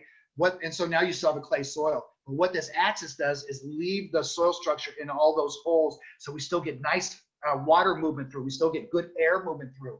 And this product's pretty amazing where it helps with drainage, so it allows more water to move through that soil surface, the soil profile, but it also holds water in the summertime in all those little pockets so the roots can get to it. So it's really like double beneficial. So I know retail-wise, the gentleman I get this from says that Squawk Mountain Nursery in Issaquah has bags of the diatomaceous DE that you can see. It says soil amendment, and just read the instructions. Really, really fantastic product we're finding for doing making soils better. Okay, so great thing to do if you're going to improve your soil is to use something like this and a little bit of compost. Okay, and this is kind of what it looks like. So it almost looks like cat litter. But again, it never breaks down. So it just stays in these bigger chunks. So water moves down through and stuff like that. Really, really nice product. okay? So mowing, fertilizing, watering, aeration, overseed, and top dress, which are cultural practices. And then again, pesticides have to be a big part of that, okay? So what we have to do is think twice before using any pesticides. A big part, again, no more weed and feed products, please, because not only do they, we have health problems with them, but they damage the soils, they are in all our waterways. So we're gonna crowd out the weeds by having a healthy lawn. You're gonna accept a few weeds because we'll never have a community of nothing but grass plants, because that's not how Mother Nature works. And remove weeds by hand as much as possible, or spot spray, okay? Because again, with all pesticides, we're seeing big challenges with what we call off-target problems. Up in Clearview and Snohomish, this gentleman, this veterinarian, put this out here where pets don't mix well with lawn care products. He found that there was rashes, hair falling out, blisters from animals going out and interacting with some of these products. They're the ones out there rolling around in it and licking it and stuff like that. So an off-target problem by trying to make something happen on our lawns is that our families and our pets' health can be in danger, okay? And Cameron had mentioned this, the 23 different pesticides that they're finding in our waterways that the USGS had found. And the top four right here, found in 100% of every waterway, stream, tributary, lake, whatever it is, are all the weed and feed products, 2,4-D, MCPP, all the big ones are found in every waterway we have. So we have to right now stop using the weed and feed products to remove these products from our waterways, okay? And if you're gonna use any garden product, I really recommend the Grow Smart, Grow Safe website. Just go to growsmart.growsafe.org, and they have fantastic charts about any kind of products. Because like I said, fungicides, there's natural controls and there's also chemical controls. So whatever product you want to use, you can look at these charts in here and they'll tell you like the natural ones, like some of these, they have cinnamon oil, clove oil, rosemary oil, natural products that do have action against insects or diseases. And so you got to know what you're dealing with. And also some of the products that when you get into these higher hazards with some of these products, where it'll tell you human problems, pet and wildlife problems, aquatic life, water pollution problems. So you can make an informed decision on any product, be it organic or inorganic, on your property. Use the Grow Smart, Grow Safe website to really understand what those products are that you're using, okay? And so if you're gonna go to that website and you decide you're still gonna use an herbicide because you need to kill weeds, this is what you need to do. First of all, again, they're a last option. You need to get the soil and the health of the soil and the lawn up and growing as much as possible so that we don't have that many problems. You select the proper product for the job, because we have post-emergence, pre-emergence, we have non-selectives, we have selectives. There's a whole gamut of different herbicides. You need to read the label, then please read the label. The third thing you need to do is please read that label so you really know what you're doing with the product. It'll probably tell you things like what you need to wear while you're using the product, like rubber gloves, eye protection, long pants, rubber boots. There's a lot of things you need to do to protect yourself if you're going to use any of these products, because when you're applying or mixing is usually when the most toxic is to you. So take care of yourself, wear your protective clothing, have proper timing. Like on a rainy day like this, you know, if you use any weed control, then it's not going to do any action, just get washed off, and then we have in our waterway. So make sure you know the proper timing, and then you always spray with care. And I know a couple, and they had some product that they use that they were using to kill noxious weeds in eastern Washington, and he used it over in his lawn in Seattle. And it was a non-selective product with glyphosate on it, and Roundup is the common name. And so he sprayed dandelions in his lawn thinking that he was just going to kill the weeds. And this is what he did to his lawn, is by getting this in other, anywhere around it, actually killed lawn around it too, because this product does not discriminate about good plant, bad plant. It just kills and stuff. So this is a visual. You see something like this, and you're going, oh my gosh, big problem going on right here. The problem with a lot of the chemicals is that we don't see them. Like we don't see those 100% of those, we don't see all those chemicals in the waterways and stuff like that visually, but they're there. So we just have to be very careful about anything we use so that we don't have off-target problems, okay?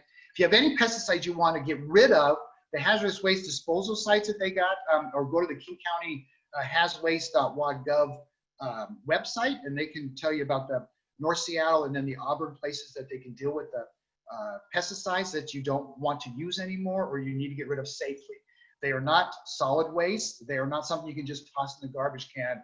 It is a poison or a toxin, And if it's in its original container, you can take it to these people and they will dispose of it properly, which is the best thing to do, okay? Let me talk quickly about a couple weeds. I'll talk about the renovations.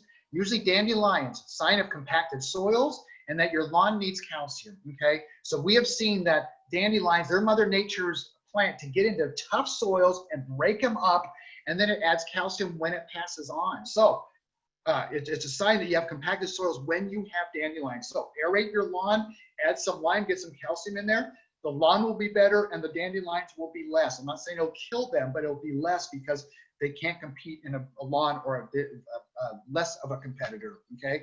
And then clover is a creeper weed. So the dandelion is a taproot. You can usually pull those out by hand. This is a creeper weed, which has a root system that's very difficult to pull by hand. So if someone wants to get rid of it, a lot of times that means they have to use a traditional herbicide to spray to kill it, okay? But clover was actually sold before in lawn mixtures because it's a nitrogen fixer. It takes nitrogen from the atmosphere, brings it down into the soil and shares it with its friends, which means that lawns are greener by having clover in them. The chemical industry's got people on a marketing campaign saying, you know, if you have clover, then you're gonna have flowers. If you have flowers, you'll have bees. And if you have bees, someone gets stung and then maybe someone's going to the hospital. So it's a scare tactic. But you know what, right now, folks, bees are in big trouble, okay? Bees are in big trouble. So if we're spraying when clover's out there and we're trying to kill our weeds when there's clover flowering and the bees are getting on it, we're causing a big problem again. So I like clover. I recommend clover. It's a tolerance issue. If you don't like the flowers, you mow a little more often to get rid of the flowers during its flowering season and stuff like that. But good plant, nitrogen fixer. It means you can water less. It means you can fertilize less if you leave clover. And they're coming out with some seed mixtures now that have micro clovers in them. So you really don't see the clover, but you get all the benefits. So we understand that clovers are good plants. It's just been given a bad name, okay? So I can mention again, the only ways you can kind of get rid of it is hand pulling weeds with the taprooted weeds or spot spraying weeds if you want to get rid of your creepers and stuff like that. That's really the two methods, but the number one method to keep those plants down to a minimum is a good lawn, okay? Note too that we do not have crabgrass. We do not have crabgrass around here, even though they sell crabgrass killers in some of these big box stores. We don't have crabgrass. We have some weed grasses that are like lighter color, like this one. It kind of grows different, you know, and stuff like that. If you go out right now and see all the any ditches or any natural areas, all these grasses right now are flowering, and now all these seed heads are out there, so like that. So they get blown all over the place, get into our lawns, and they just look different. But there's nothing that's going to kill this that's not going to kill your good grass. So this becomes a tolerance level or a physical removal by cutting it out, which is a lot of work. So I think it's a tolerance level. If you're fertilizing a little bit, you're mowing tolerance, stuff like that, the color isn't as bad as that if you let it go natural, okay? So I got a little bit here to talk about the 3 types of renovations, because fall time is really the best time for a lot of these things.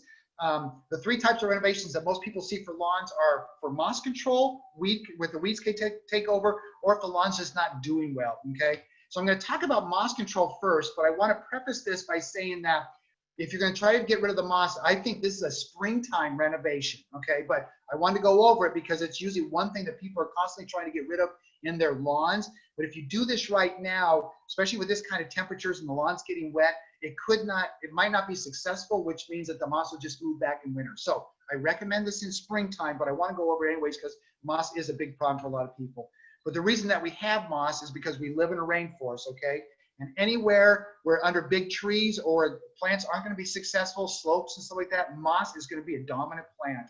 And we might see like a little bit of moss in springtime, and then we see like a little bit of grass, and then we go, oh my gosh, I got like little chunks of lawn in my moss area. And that means we might have to do a renovation, okay? So if you're going to do a renovation, these are steps you're going to have to take. Again, springtime is the best time. There's a couple products out there, and you can find these in garden stores. Most of these, if they do anything with moss, they're made with iron. And this one says right here that kills lawn moss. Nothing kills lawn moss. You need to understand that. What this product does is it turns it black by dehydrating the moss and sucking all the moisture out of it, okay? And if you put it down on a lawn with a lot of moss, this is what it looks like afterwards, where a lot of this moss is dehydrated. But it's not killed. It's weakened, and now you have to physically remove it to get rid of it. If you try a lawn rake, you're probably not going to get enough of it, and it's a tremendous amount of work. That's why you need to rent a thatcher, okay? And this is a machine that is that, again, at any of the equipment rental places, and it has all these little blades that when it's running, it's going round and round and round and round really fast. It has this bar right here that allows you to put it right on the soil surface, so you can scrape that moss physically off the soil surface. And so when you run this thatcher over it, you will see a tremendous amount of moss coming up behind, because usually moss is pretty well entrenched if we think that we need to get to a point where it needs to be removed. So you need to remove all that stuff that's now up on your soil surface, rake it all off, get rid of it like that. And now you'll probably see your lawn really beat up, thinned out, because of this moss removal. That's why I recommend this for springtime, because if you try to do this right now, unless we have enough of a season for that seed to germinate, establish, and get itself thickened up, moss is going to move back in. So if you think you want to get rid of moss, think about getting your lawn healthy right now. Whatever grass is there, do a fall fertilizer, maybe aerate it. If it's really thick moss, you might not want to seed because it just sits on the moss, but you still want to pound that soil surface, get the lawn growing as best as possible, so when you do this in springtime, it can start moving in as quick as possible. Okay, so after you do that thatching, then you'll need to aerate, then you need to seed, and then you need to top dress. And I kind of talked about that a little earlier too, is that those practices really for moss removal, weed removal, stuff like that, those are really the last steps after you've done all that plant removal with what you don't want. Aerate, seed, top dress. And you have to top dress now if you have a bunch of those bare or thin areas, or the seed won't be able to germinate and establish itself very well. So you need to top dress if you're going to have the lawn that thin or bare. Okay, but this is a before and after. If it's done right, you beat it up really well, and then probably within about a month later, the lawn turns out beautiful. I mean, if it's done well and you're watering correctly, everything like that, then you will get the results you're looking for. So a lot of work. Make sure you want to put the effort into it, and then you need to, you know, mow correctly, fertilize correctly, everything else to make sure that it's going to be happy. Okay, or a lot of, and again, after you do that, here's what you have to do: mow, fertilize, water, an annual aeration, seeding, stuff like that. Keep the lawn happy, or the moss will move back in. You also have to line, you know, so it's a lot of work to keep the lawns looking that way. Okay, sometimes it's just tolerance too. You know, just by underneath big trees, let the moss go. Throw in some bleeding hearts, throw in some hellebores, throw in some azaleas or something like that, and just let it go. Just know that sometimes for every person who wants to get rid of moss in the lawn over here, over in Asia, we have people who have beautiful moss gardens that are trying to get rid of grass plants growing in their moss gardens. Okay, so it's just how we're thinking about it, but we can really have easy maintenance gardens by just working with Mother Nature instead of trying to grow lawns sometimes where she doesn't want to. And moss sometimes is a big indicator that lawns aren't going to be successful if it's under some of these areas. Okay, or again, the ultimate intolerance is just being zen with it. And note too that anywhere that's shady and sits long enough, moss will be growing. Okay, so be very aware of that. Okay, so second renovation I want to talk about lawn weeds. And usually when people, like when they are out of control, now they go, now I got to renovate it. So fall time is a great time to aggressively go after weeds, because energy is being transferred down into the root system now, instead of it trying to grow out and try to grow and stuff like that. So all plants now are starting to take energy down in the root system, preparing for winter time and stuff. So good time to attack weeds, because they are, instead of growing, they're trying to generate energy. So if you get them out now, they will not grow through winter and come out next springtime. Also, if you're going to do an herbicide application, so you decide you want to spray some weeds, you actually will take anything that translocates, any kind of herbicide translocates will go down in the root system a lot easier. So you'll get a better kill by using herbicides in fall time with less material. Because if people try to kill weeds in springtime when the weeds are growing, it's very difficult to go against that flow of energy. So right now, work with the flow of energy if you're going to do an herbicide. But pulling weeds, Cameron mentioned earlier too, now we got this big rain. Take that hoary or that grandpa's weeder. You can remove a tremendous amount of taprooted plants in a quick time once that soil's now been hydrated up, and it's easy to pop them out. Okay, so, but if you're going to do any kind of a renovation because of weeds, you need to get on it quickly. Okay, because if you're going to do a bunch of weed removal, you need to come back and do the aeration, do the overseeding, and do the top dressing here by probably mid-October. So if you're going to use an herbicide, you got to wait till probably 7 days after an herbicide to do this application. If you're going to do an herbicide, you got to wait till a dry day that you know it's going to be dry for the whole day to be able to do that application, then wait 7 days. So it becomes really tricky at this time of year with the fall weather. So you got to be a weather tracker to know if you want to go through this application. Okay. And then after you get your lawn growing again, mowing high, fertilize, water, everything you got to do to have a healthy lawn. okay? And the number 3 renovation is either a seasonal care or a start over, okay? And this is for lawns that are like thin or bare from fall or from summer beat up, poor drainage, poor soils, lumpy, bumpy. Maybe you're seeing old sod netting come through because things have just kind of degraded a little bit and stuff like that. There's a couple things you can do. You might want to just do the seasonal aerate, overseed, and top dress right now. If your lawn's that way, quick and easy, you can have this action done literally in a half a day or a couple hours if your lawn's small enough. And then you're ready to go for fall time and let all this fall rain and all this fall nice weather that we're probably going to still get to about mid-October, really let that lawn take over, see what the results are, and then maybe start thinking about if you want to do something different in springtime, okay? Or if you're saying, you know what, I'm just done with it, I got to get rid of it and start over, then you're going to have to remove the grass. The easiest way to remove the grass is with a sod cutter. Again, go to the equipment rental place. This is a sod cutter. And what this does is it cuts the grass underneath the root system. And it has this, if I go back, has this handle right here that actually allows you for this blade to go as shallow or as deep as you want. So you can go as shallow or as deep as you want, cut it all out, and then it just kind of gives you big chunks that then you can get up easily and throw in the back of wherever you want to do it. Some people take it in the backyard and flip it upside down, put soil on top of that, and start building garden beds because they'll decompose if it's turned upside down, okay? But it's the easiest way to get rid of all that grass plants without actually having to excavate with a piece of machinery or try to dig it by hand. You sod cut it out, get rid of all that, and now that you have a blank slate, you have to bring in good soil. I showed you those pictures of the composted soil, when they use compost at the Center for Urban Horticulture. It's the whole key. So now that you got it opened up, do it right from the beginning. Put some good topsoil out there, composted topsoil, amend it into the existing soil. Then you'll have to come back and you'll have to grade it all out, make it nice and flat. Then you're gonna have to get a roller, and you can get both of these things at the equipment rental place. Put water in this thing, to that little thing right there. You put water in it, you roll it out over this, then you grade it, then you roll it, then you grade it, then you roll it. Get your nice grades, get your water to move away from where you want it, so it's just not sitting flat and stuff like that. And you get it nice so it's kind of not really compacted, but at least it's good so you can put whatever grass type you want to put on top.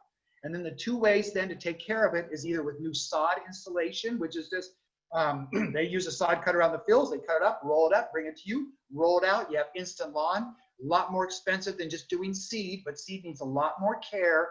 And I recommend if you're going to do any seeding with the compost like this, and then you roll it out on top of it to get some nice seed soil contact, put some straw on top of it to protect the seed from, like, if you put seed down and then had a rain like today, all your work's washed away, okay? So you got to protect that seed bed by putting like straw down on top of it. The seed will grow right through it. This will decompose. You won't even know it's there. You don't have to do anything with it, but protect your seed bed. If you put down sod, instant lawn, you don't have to worry about protecting it. But for both of these, you're going to have to give a little bit of water if we're not getting rain coming out of the sky, okay? So if we get a couple of those nice weather weeks where it's like 70 degrees and we're not getting any moisture, you'll have to water to keep the moisture levels so these plants can establish and get ready, okay? And then again, it doesn't matter if it's seed lawn, sod lawn, you're going to have to mow correctly, fertilize correctly, water correctly, aerate, overseed, top dress if you want to in an annual basis, okay? Or last couple slides here, maybe rethink the lawn. I live up on Lake Stevens, and this gentleman's lawn is actually his roof, smoke coming out of it, and it's his roof, but he didn't have any other place to put a lawn. So for him, this is a functional lawn. You can see it's a natural lawn. He has weeds growing in here, dandelions, clover, plantain, oxalis. Doesn't care, he just mows it. He just wants a place that he can have blankets on to watch the fireworks and watch the boats and stuff like that. So a good, functional, natural lawn. But I saw development here, and they're putting chunks of this lawn up and down the street. And it's like, for what? Why put lawn where lawn's not going to be successful? Who's going to mow that? Who's going to water that? Who's going to aerate that? They're just setting people up to have big problems in the future by slapping sod or grass in places that it doesn't want to go. And if it's not successful, maybe rethinking some of these areas. If the lawn isn't functional, if it's just kind of a section we're having to mow and aerate just to keep it there, maybe grow food, man. The best thing we can do is try to teach children about gardening and also grow a little bit of our own food and stuff like that. So rethinking areas that aren't successful or maybe just unfunctional to have a better garden can be a facet of natural yard care instead of just dealing with lawn, okay? Because really the ultimate goal of natural lawn care is that you're not dealing with your lawn all the time, right? You have time to relax and that it's safe for the environment and our families and pets. So I went a little over. I appreciate your patience. I appreciate Cameron's patience.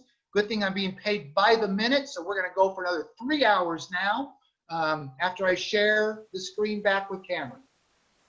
Cool. Awesome. Thanks, Lad. And thanks, everybody. We have a ton of questions, so I didn't want to stop you, Lad, while you were on the roll, but I'll try to get to the most popular ones. You kind of answered some of them.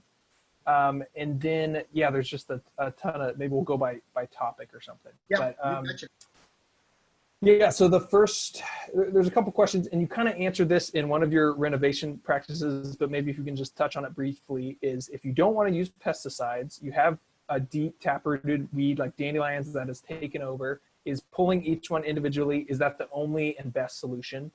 And kind of coupled with that, if you have how do you get over a yard, get rid of weeds when they've taken over a yard, if it's just sort of the scale is impractical, there's so many of them.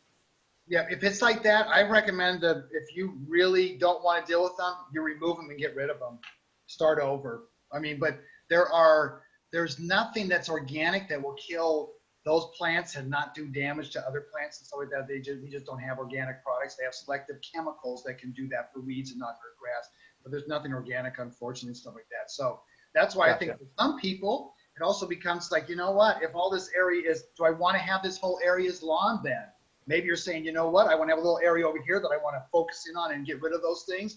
The other areas, I'm going to start building beds and have some more flowers or something like that. So it becomes more of when it's that extreme, might become more of just like a landscape design choice too, instead of just saying, okay, now I got 10,000 square feet of lawn, I'm going to pull them all by hand. It's like, do you need that much lawn? Right. Gotcha. And so the renovation there would be the aerating, top dressing, overseeding to get a thick lawn established? Correct, as much as possible, Okay. A lot of times too, if there's, maybe the weeds are semi-manageable right now, pop out as many as you can, aerate, overseed, top dress. Next spring, you'll have less to deal with, so it becomes kind of instead of trying to get rid of everything right now, get the lawn healthy so that when you are removing those weeds, the lawn's moving in and the weeds don't take back over. So health of the lawn is the number one thing to do before we're doing some of these renovations, or those plants will just come back. Gotcha. Okay, so the next ones are about moss, and I think you kind of answered how to clear it out without chemicals. That's the actual renting a thatcher. Yep. Thatching it. And like I said, even the chemicals, that all they're doing is turning it black. There is no problem. Like when people buy like the dual combination of moss control plus a fertilizer, it's not killing the moss. It's dehydrating it so that the lawn turns green and kind of grows up a little bit more. Moss is still there and it'll still come back with a vengeance. Plus, I didn't mention this, but by using those products, the moss control products, which are iron-based, on a regular basis, actually acidifies the soil. And by acidifying the soil, the moss becomes a dominant plant. So if we're just constantly putting moss controls out there without removing moss, think we're doing something, we're actually making it better for the moss. And then one day it just takes over everything because it's been lying in wait. So those products are one-time use to get on top of the moss. And then after that, keep the pH up and it'll be less of a problem. Gotcha. And that's where somebody else asked about lime being the best way to deal with moss. Yep, That's kind of the long term. Cool. Correct. And then and real fast, that's why sometimes do a soil test, because if it's real low, you're gonna have to do limings over like 3 or 4 applications, maybe over a couple of years. You only can put down about, I think, 35 or 40 pounds per lime per 1,000 square feet of one application. So if the pH comes back real low and they go, hey, you need 160 pounds per 1,000 square feet, it's going to take 4 applications over spring, fall to get it there. Gotcha. So that's why I recommend, if we got it in a reasonable range, put down a little bit of lime every year, like maybe 10 pounds. Just keeps that calcium and magnesium in there, and it never gets real low. Do we have to bring it back up? Just keeps it kind of moving into a favorable range. But lime is the only thing that changes the pH for us in the lawns or in any soil. Gotcha. Okay, 2 quick moss ones as well. So what about vinegar for moss? So I am a licensed applicator by the state of Washington. Theoretically, I can't tell you to use any products on your lawn, organic or inorganic, that doesn't have a label to tell you how much to use, what you need to wear, when you need to use it, just like all those companies put into a label. So I can't say just go buy vinegar and use it on your moss or weeds or anything like that. Now there is a product called Burnout.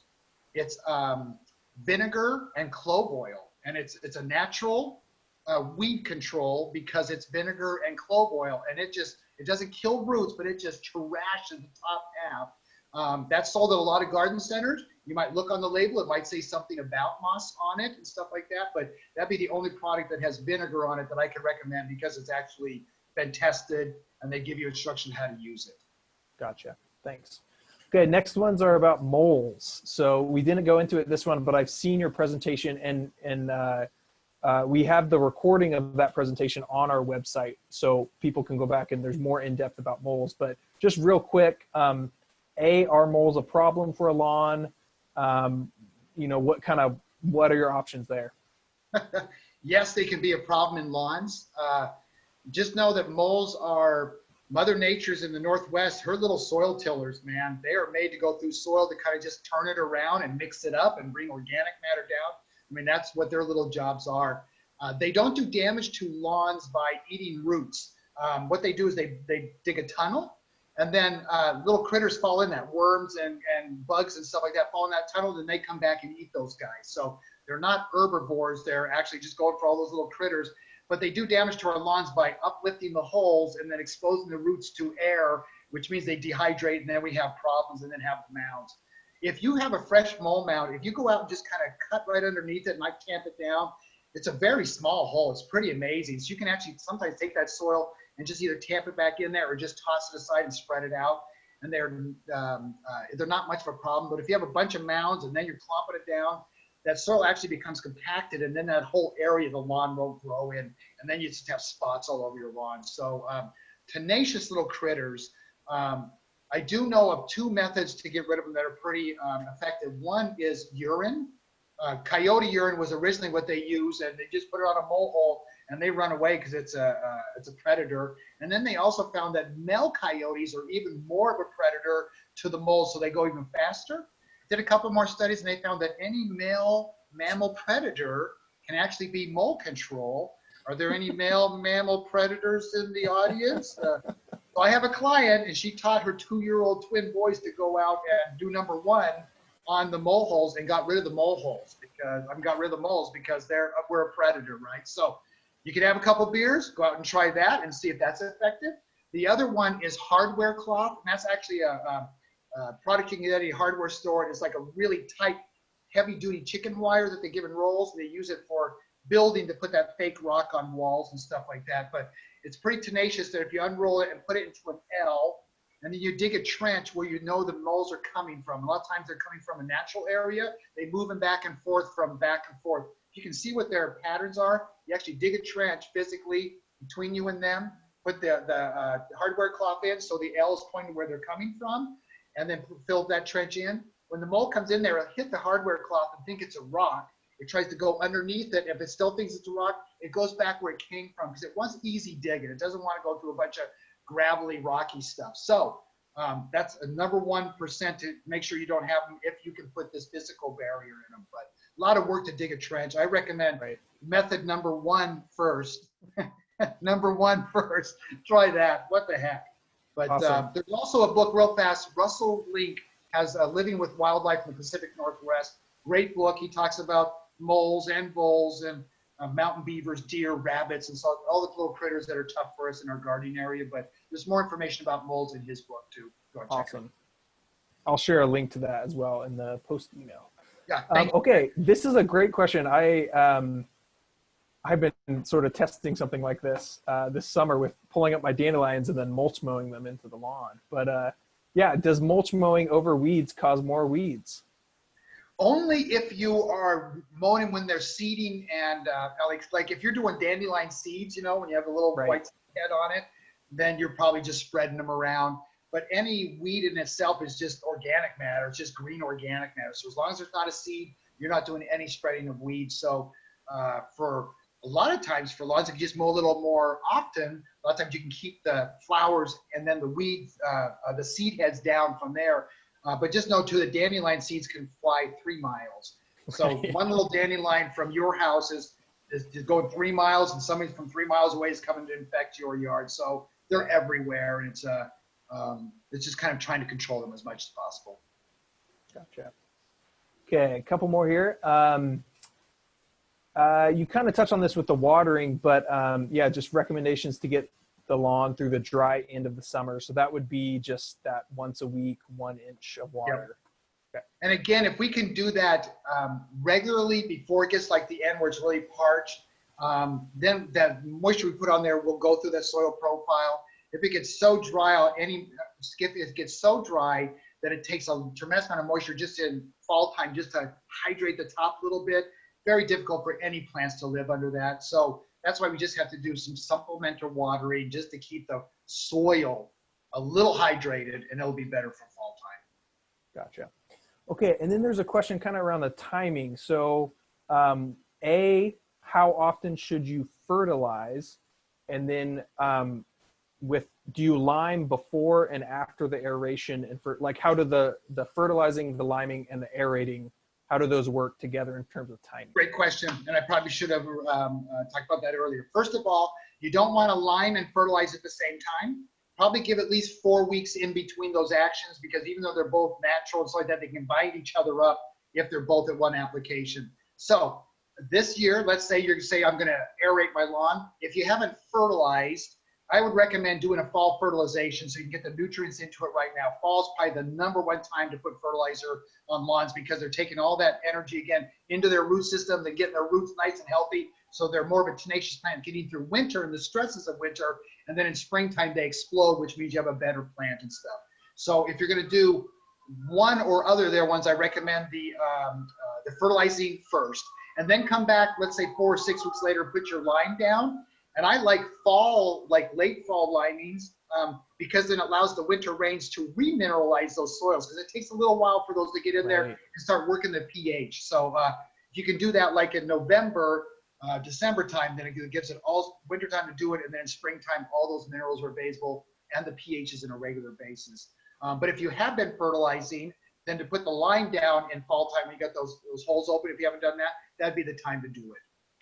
So it probably depends on just where you're at in your management section on which one you would do, but you want to separate them between each other if you're going to decide you need to do both of those this fall. Gotcha. But either one could happen with aeration?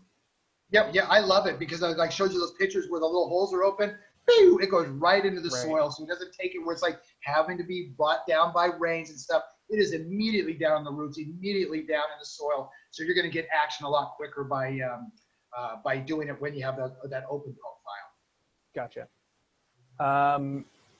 And let's see. How about mushrooms? We have a question about mushrooms. Any suggestions for getting rid of them? Yeah, great question. Anybody who is into mushrooms loves the Pacific Northwest, because we are like mycology heaven up here, and you will probably see mushrooms popping up now that we got this first big rain, cooler weather, and the days are getting shorter. That is going to trigger all these things that they need to be coming into season now. So you'll probably see them in garden beds. You might see them in your lawn. You might see them in your garden pots. I mean, mushrooms are just the flowering part, or it's the sign that there's decay going on. So I like mushrooms. Mushrooms are a great sign that we have things going on in our soils, and really fungal-based soils are our #1 sustainable soils. So, like in the whole rainforest, all those soils are almost all predominantly fungal-based. So that's how Mother Nature works, from bacterial over time go to fungal. So you really want to have that fungal base going there. A lot of times you can have a lot of them in the lawn. If you mow them, it just kind of chops them up, so you can do that. Some people actually just physically remove them before the mowing, so they're just not throwing shreddings everywhere. It doesn't spread them, it doesn't cause problems, but it just looks aesthetically bad if you just have a bunch of sloppy mushrooms out there. But as soon as we get the first frost, the first cold day, all the mushrooms will be done. So but we'll see them starting to pop up here pretty soon. But unless you start seeing them like in a semicircle in your lawn, and the lawn is green around those mushrooms, it's called fairy ring, which I've only seen once in the Pacific Northwest. All other mushrooms, not a problem. Don't worry about them. But don't eat them. You know, I mean, they're just, cool. I recommend eating any unless you get them ID'd. Right. Let's see. So another one on aeration. I'm reluctant to aerate because of how rocky my soil is. Would adding compost without aerating work? Yes. And if you can, I recommend aerating. You know, sometimes it's like It might be too rocky. It might be, try it once. If you find that you're bouncing all over, it's like, yep, it's too rocky, but you can open it up just a little bit. It's amazing. But just by adding organic matter on any soil surface, just like by adding mulch on top of soil, we get benefits from it. The organisms will start working on it and start taking it down. It's just a longer process. If we can accelerate that by poking holes and getting it down the roots, we get those results like visually. Usually within 2 weeks, you will start seeing the lawn look better. But you can't just put compost down on soil surface and we'll start to see benefits from it. Gotcha. And just to pop out real fast, Cedar Grove has a really nice fine compost that I recommend for all these types of applications. It's not chunky. It can go down nice and easy to spread and stuff like that. So Cedar Grove has some really nice products. And we have those 2 yards that we would have given away, except for Cameron said, I get them. So sorry about I win. Sorry, Whee! you got to be a Shoreline resident for that one. I'm moving tomorrow. Thank you. Great. All right, then I'm we can moving to talk. your place, Cameron. Maybe you could help me with my lawn. Okay, I like this question. So I think they had to step out, but the question is, I have huge pine trees and my lawn is horrible. I'm sure a lot of us can relate to this here in Shoreline. Yep. It gets pine cones and leaves and pine needles. Are those not the natural compost you're talking about, or no, it's a mess? If you can, rake all that stuff up. If you want the lawn to grow, you're going to have to remove all that on a regular basis because it makes the soil acidic. I mean, they put that stuff down so the soil becomes what the plant really likes, which is more acidic. So fir needles, pine needles, cedar, stuff like that, anything that comes down, rake off as quickly and as much as you can so that you don't have that there. And then if you can't, throw a little compost down. But it'll start actually suffocating the lawn because those things don't break down. And maybe just another quick thing too, even deciduous leaves, if those come down in fall time and stay on top of the lawn, it'll suffocate the lawn. So all those need to be kicked off. I just say kick them off into beds, leave them there to break down and add the organic matter. But in our lawns, we need to get those off of the lawn on a regular basis in fall time. Gotcha. Yeah, that's what I did at my house. We have these huge growth of cedars in the front, and when we got here, it was just kind of lawn, scraggly up to the base of the trees, and so I just drew a dividing line kind of at the end of the branches where they drop most of their stuff, and said, "This is bed now. That's the lawn now." And that's the easiest thing to do. It really is. And really, sword ferns, again, some of that stuff down below. That's how Mother Nature works, right? So then you leave those needles in there. You leave those pine cones because it just kind of settles in amongst all the ferns and stuff. Easier maintenance long term if you do it that way. You're smart. Smart guy, Cam. Lazy. And then, that's the smartest ones, right? And then, so a question on that: can you cut sod? And I would add aerating. Can you aerate if your grass is between trees? So even my lawn area, the tree roots go all the way, through the lawn. Just any concern with running that machinery when there's big roots? As a matter of fact, fantastic question. If you see the roots are coming up above, I don't run an aerator over those. So a lot of times the roots will come out like in a spiral, and you might be able to roll in between some of those roots as far as you can. But if you start seeing like little chunks of wood in your aeration plugs, you can't aerate those areas. Right. And those areas probably, if you're thinking about removing it, instead of sod cutting out, I would recommend if you're gonna make it a garden bed, you sheet mulch it. You put cardboard down, or you put mulch and put leaves and everything on top of it, bury and suffocate the lawn, and then come back and plant plants in between wherever you want to. Very difficult to remove lawn from tree roots and stuff like that without damaging the tree roots. So then you would sheet mulch those areas if you wanted to get rid of it. And yeah, if you need more information, we can get you information on the sheet mulching. But that's the easiest thing to do on those areas without physically removing. Cool. I think a few of these we've already kind of addressed in here, but let's see, maybe just you have time for one or two more? Sure, as many as you want. Paid by the minute. Okay, any problem with aerating while it's raining, i.e. this weekend? Usually, because the soils have been, it's been so dry for so long, unless you have way overwatered, it's kind of sloppy, and then you're just kind of slopping in it. I think right now we got moisture time. And now it's still firm enough. Well, get on it. If you can, get on it. Yep. Awesome. Okay. And for top dressing, can you use like a worm castings product? Mm-hmm. Yep. Okay. Yep. Which worms are doing that naturally in the lawns anyways. Correct. But worm castings are still, it's a great additive to make soils better. Really good stuff. So we've kind of answered this one. Fertilizing fall is generally the best time, and the Yep. number, you want the middle number to be 1 or 0, so the phosphorus Correct. to be low. And usually for an organic fertilizer, the nitrogen number might be 8, maybe 10 maximum, but then, it's still an organic range. Okay. Are you familiar? So for moss, there's a Moss Beware product at Costco. Is that any comments on that product? Never heard of it before. Okay. And that's where I It's a would good name, must beware. I would just, in general, I would say that, must beware. Yeah. So I'll just refer folks, and I'll send the link to the Grow Smart, Grow Safe website. Yep. And if any product that is sold in the state of Washington has to be listed in there because it has to go through all their registration and stuff like that. So any product will be on that Grow Smart, Grow Safe that you want to use. Awesome. And then these two would be kind of just like first steps. So somebody just had their sewer line replaced, and so they're like, what should they do to set up, I'm assuming, a lawn for success in that empty space that they have right now? So it's all devoid. If you can, get it some composted topsoil in there, amend it up, and then grade, and really the grading and the rolling is probably the most important part of the whole thing, because you need to get it where it's going to be nice and flat for you, where you get the water to move away. It doesn't have to be a slope like this, it just needs to be where water's moving away. It really becomes the art form of putting any new lawn in, is when you're doing that grading and rolling. You get rid of the big rocks, you kind of make it flat, just really get into it. Spend the quality time doing that function, and then the lawn will turn out everything you want it to be. Awesome.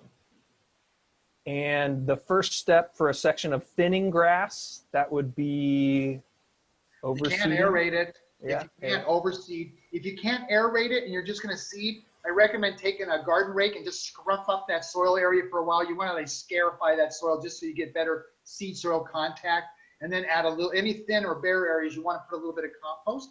And maybe just to throw out too, I never recommend peat moss anymore. A couple reasons. One is that it's unsustainable. We are really devoiding the peat bogs, but when it dries out, it becomes hydrophobic. And then if it dries out, the moisture won't go through. So compost is the best product to use. Keeps the moisture in there, adds organic matter, looks nice. Compost, no more peat moss. Awesome. And so, our lucky raffle winner will have plenty of compost. Yes. Let's see, just a couple other kind of random ones. So somebody has brown circles on their lawn that show up in the spring. Any ideas? Could it be an insect? No, usually there's not too many insects we have problems around here. That's why if there's a fertilizer that has insect control in it too, and they sell them in those big box stores, it's like, we really don't warrant that. I mean, they really, if there's a lot of times it'll be either urine marks if they have an animal, where we see the spots, right, or something else going on. But usually, like insect or disease wise, most of our disease and insects are very mild around here. Most of them, it's cultural practices that gets them okay, instead of just like putting a chemical down, because I think you have a problem. So if you think you have insects, scratch around in those areas, pull up a little sod, dig around. Be your first key if you think you might have something going on. But on the top of my head, without seeing it, very difficult to tell you exactly what it is. Next kind of pest question, creeping buttercup is taking over. I actually have this problem in one of my areas that's wetter. What do I do? Well, you hit it right there, Cameron, is wetness is like the key for buttercup.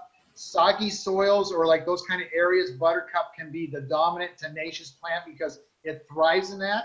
And then there's not enough oxygen for lawn, so it just kind of peters out and the buttercup takes over. So drainage is a huge key. So usually for me, buttercup is an indicator that there's like, you got to do something to that soil or just live with it. I have buttercup in my yard, and it's like, it just kind of is there. As a matter of fact, I have a lot of broadleaf plants in my lawn areas, because for me, it's like, as long as I mow it, as long as my kids can be out there and the bunnies that hop around can have something to eat and everything, I'm just not over it like that. But buttercup can be a tenacious, dominant plant. Now I have it in some of my garden beds, and I dig it out by hand. I mean, you can get those little rounds, and if you can get it going, but in big areas, a lot of work. So creeper weed, sometimes if you think you want to get on top of it, you would have to use a traditional herbicide labeled for buttercup. But again, if you want to do it, this is the time of year, because it's taking energy down the roots. So less product, more results if you do it right in the fall time. Gotcha. And then last question, apparently Amazon is selling an electric weed burner. Curious if you've used that. Can you use it to kill weeds on your lawn? I have never seen the electric weed burner. I've heard of, now they sell weed torches, you know, like a propane tank and has a little torch on it. Yep. You can't use it in lawns because, you know, heat kills any plant or damages immensely any plant. So usually for most of those kind of products or a piece of equipment, it'd be for like gravel areas or, you know, sidewalks, cracks, that kind of stuff. We just want to kill weeds where it's not going to do damage to something else. But I haven't heard of the electric one. So is it like a little electric chair that you put the weed in and kind of just? I don't know. I was going to look it up, but I didn't have a chance. So cool. Yeah, good to know. Amazon. There's lots of stuff on Amazon. I know. My goodness. Well, thanks so much, Lad. Really appreciate that. Thank you, Cameron. Thanks for everybody for hanging out too. You bet. Really I'm just going to share real quick a brief plug for our the next workshop. So if you guys can see that. So yeah, we have the raffle, and I'll announce the raffle winners. There'll be a handful of them from this workshop. And then if you want to do the pledge, if you want to get a sign, go to the website and I'll send out the link for that. And then next week we're back here and we're talking about if you actually want to just fully get rid of your lawn and transform it. We have our Honey, I Shrunk the Lawn. And then the following week, we're going to dive into the different types of compost, mulch, soil amendments, and just really talk about that. So that would also be applicable more so for beds than lawns. And then a little bit more about garden bed design on the 14th and sort of your fall cleanup, how to do that in a way that's good for nature and kind of sets yourself up for success. We'll do that on the 21st. So stay tuned next week and we'll be back here. Just check real quick, have a couple quick, yep. So, and I will be sending out, we won't have the slide decks, but I'll have this recording posted and you guys will get a copy of that as well. So thanks again, everybody, for being with us. And thanks so much, Lad. Really appreciate it. Yeah, fun to have you back and have fun. Happy gardening. Yeah. Have a great fall time. Enjoy. Happy gardening. All right. Thank you, everybody. Take care. Bye-bye.